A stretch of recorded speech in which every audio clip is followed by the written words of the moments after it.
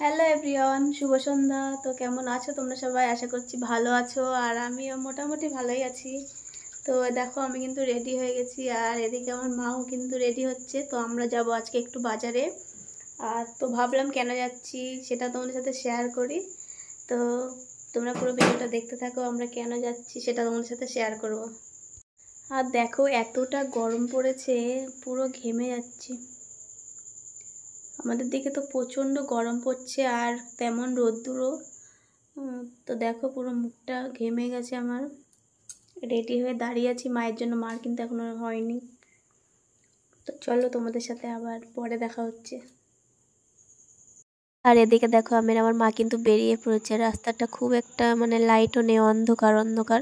তো প্রথমে দেখো চলে এসেছে একটা শাড়ির দোকানে। তো শাড়ি নিতে গিয়ে পছন্দ হয়নি বলে চলে এসেছিলাম একটা জুতোর দোকানে। বাবার জুতোটা ছিঁড়ে গেছে, তো ওই জন্য বাবার জন্য একটা জুতোও নিলাম। তো তারপরে আবারও চলে এসেছিলাম অন্য আর একটা দোকানে শাড়ি দেখতে, কিন্তু এখানেও সেম প্রবলেম, কোনো শাড়িই পছন্দ হয়নি। তো শাড়ি না নিয়ে মা দুটো ব্লাউজ নিয়ে বাড়ি চলে এসেছে। আর এই প্রিন্টগুলো এত বড় বড়, ওই জন্য আর মার পছন্দ হচ্ছিল না। তো যাই হোক, কসমেটিক্সের দোকানে গেছিলাম। আর বাড়ি আসার সময় দেখো, রাস্তায় কিন্তু কেউ নেই, অল্প কয়েকজন লোক আছেন। প্রায় 8:30 বেজে গেছিলো। তো আমি আমার মা হেঁটে হেঁটে আসছিলাম। আর তারপরে দেখো, বাড়ির পাশে মুদিখানার দোকান থেকে আবার একটু সাবু আর চিনিও নিয়ে নিয়েছি, কারণ মা যখন যেদিন বেরোবে আর কি, তার 2 দিন বাদেই কিন্তু একাদশী।